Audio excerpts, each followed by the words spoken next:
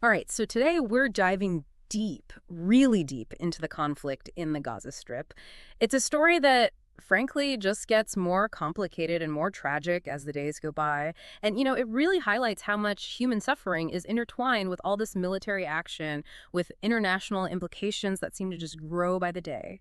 We're going to try to unpack it all, and our guide for this deep dive is the Wikipedia article on the Israeli invasion of the Gaza Strip. Yeah, and it's something we really need to get a handle on. Not just what's happening right now, but where things might be headed, in the region and even globally. Absolutely. This is way bigger than just another news cycle. We're talking a full-blown humanitarian crisis.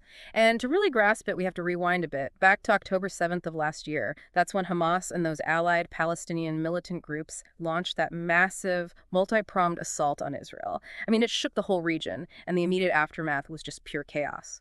It really exposed how volatile this conflict has always been, and unfortunately set the stage for what was to come. Israel responded quickly, launching Operation Swords of Iron. That was their name for it, and their stated objectives were twofold: dismantle Hamas's infrastructure and get those hostages taken during the initial attack back. And that's when things really escalated. We're not just talking targeted strikes anymore. The IDF's response basically engulfed the entire Gaza Strip. Just try to visualize this. By November 2nd, just a few weeks after the initial attacks, Gaza City was completely surrounded by the IDF. A city under siege, that's essentially what it was. Imagine a major city, say Houston, Texas, totally cut off, residents trapped. That's the situation we're talking about. And the Wikipedia article really drives home the point that this was a turning point, marking a significant escalation in military action. Just heartbreaking images come to mind. And it wasn't just a symbolic encirclement. This is about the mass displacement of Gaza's population, a staggering 2.3 million people, basically the entire population, forced from their homes. It's hard to even wrap your head around that scale of displacement. It really is almost unimaginable. Think about it, the entire population of Houston uprooted, displaced, their future completely uncertain. And it's that displacement that's at the core of this humanitarian crisis that's still unfolding. And tragically, it's not just displacement. The human cost, measured in lives lost, is exceeding 35,000 in Gaza alone.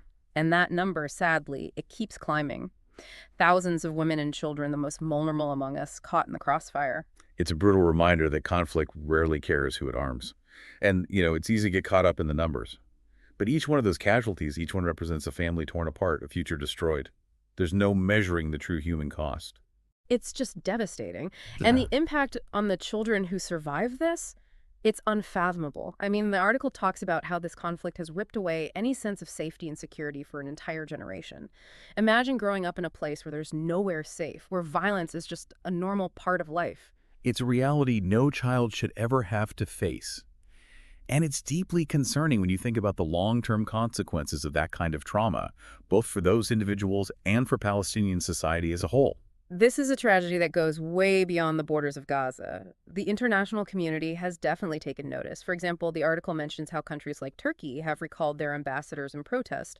We've also seen organizations like Human Rights Watch calling for weapons embargoes against both sides, a pretty clear sign of just how serious things are. It sparked outrage and condemnation globally. Lots of world leaders and organizations are pushing hard for a ceasefire, for some kind of peaceful solution. But the conflict has also brought some really deep divisions within the international community to the surface, which unfortunately just makes finding a lasting solution even harder. And it's not just those immediate impacts we're talking about, right? It's the ripple effects, especially on just ordinary people. Those are really just starting to hit home. And the Wikipedia article, it gets into these accusations of war crimes against both sides, which honestly casts a pretty dark cloud over everything. Yeah, the Al-Shifa hospital strike, that one really stands out. Just highlights how confusing things get in the fog of war. I mean, how do you even begin to sort out who's accountable when you've got so little information and everyone's story contradicts everyone else's? Exactly. We're trying to make sense of these hugely important questions about international law, violations of it, but there are just so few clear answers. And if things weren't complicated enough, the article also brings up these really troubling allegations of looting, and they even talk about the destruction of Palestinian cultural heritage. It would be absolutely devastating if that's true. We see it again and again in history, targeting these cultural sites, these symbols. It's not just about the physical buildings, it's about breaking people, wiping out their story. It's a bleak reminder of the kind of scars conflict leaves behind. scars that run way deeper than anything physical. Absolutely. And it makes you really want to understand what's driving this conflict. What are the deeper strategies at play here? The article mentions that Israel is using something they call a phased approach, basically trying to take out Hamas's infrastructure before even thinking about a long-term plan for Gaza. What are your thoughts on that? Well, it sounds like they're aiming for a clear win, Huh? trying to shift the balance of power. By going after Hamas's capabilities first, it seems like they want to be in control when it comes time to talk peace. But the big question is, what does taking out infrastructure actually mean? And what would a long-term plan for Gaza even look like from their perspective? Those are the tough questions, and I think they get right to the heart of what makes this so complex. And then you have Hamas on the other side, and they seem to be playing a whole different game. The article talks about them going for a strategy of just keeping the conflict going, hoping that if they hold out long enough, there will be enough pressure on Israel from other countries to force them to give something up. Risky strategy, that's for sure. By digging in like that, they're basically gambling that international outrage will work better than any military action they could take.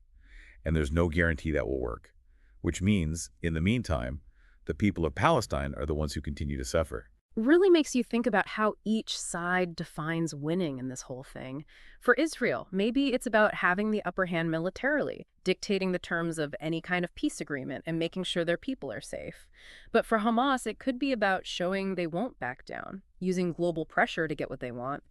And then you've got the ordinary Palestinians stuck in the middle of it all. For them, winning probably just means a real lasting peace, which honestly seems further and further away every day. You got it.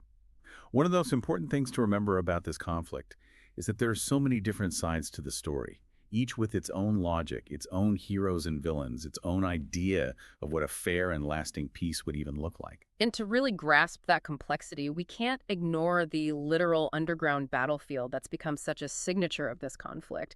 The Wikipedia article dives into these tunnels under Gaza, this whole hidden world that adds a whole other layer to everything. Those tunnels, they're more than just tunnels. They're strategically important, and they've taken on a symbolic meaning, too. If you just think about the tactics, they give Hamas a real edge. They can move their fighters around secretly, they can keep their supplies hidden, and they can launch surprise attacks on Israeli forces. It's a classic example of what we call asymmetric warfare. When one side doesn't have the same technology or firepower, they have to get creative, use what they know about the land to even the odds a little. It's like something you'd see in the spy movie. These secret networks running underground, shaping the entire war without anyone on the surface even knowing it.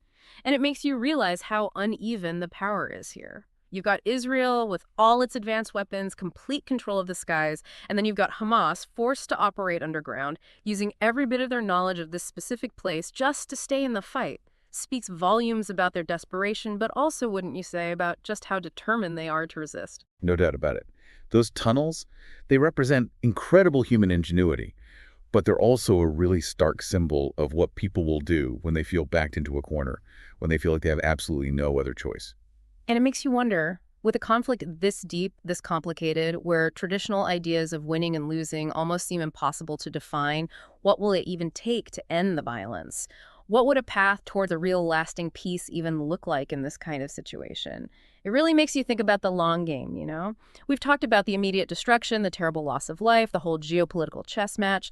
But what happens after all that? What are we left with after a conflict this deep, this complicated? Yeah, that's the question that keeps coming back to me. And unfortunately, the effects of this conflict, they reach way beyond the actual fighting. We're talking about an entire generation marked by violence, a whole society trying to rebuild after experiencing unimaginable loss and displacement. The Wikipedia article doesn't sugarcoat it, the road to healing, to rebuilding. It's going to be long and difficult with plenty of challenges along the way. It really makes you wonder if there even is such a thing as a clear winner in this situation. Or do we need to start thinking about it differently, moving beyond simple military goals and political games? That's a really important point. In a conflict like this, with so many layers, the idea of victory starts to get really blurry. For some, it might mean total military dominance, getting to set the terms of any peace agreement and guaranteeing safety for their people. But for others, it could be about securing basic rights, recognition, finding a fair solution after decades of what they see as injustice. And for the people caught in the middle, winning probably just means an end to the violence, a chance to rebuild their lives, and a future where they don't have to live in fear. It reminds us that these situations are never black and white. There are so many sides to the story, each with its own logic, its own heroes and villains, its own vision of what a real, lasting peace would even look like. Exactly. And if we ever want to even begin to unravel this mess, we have to try to understand those different perspectives, even if we don't agree with them. It's about seeing the humanity in everyone involved, acknowledging the pain that's been inflicted on all sides, and having conversations that go beyond just pointing fingers. It's a tall order, that's for sure, but as we've seen in this deep dive, the stakes couldn't be any higher. What's happening in Gaza, it's like a microcosm of the biggest problems our world is facing today. Historical baggage, clashing narratives, power imbalances, the ever-present threat of violence.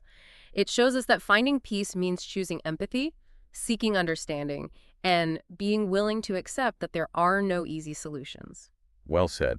And as we wrap up this deep dive, my hope is that it inspires everyone listening to keep wrestling with these tough questions, to seek out different points of view, and to talk about the path forward in a way that's thoughtful and informed. Because at the end of the day, it's not just up to diplomats and politicians to solve these problems.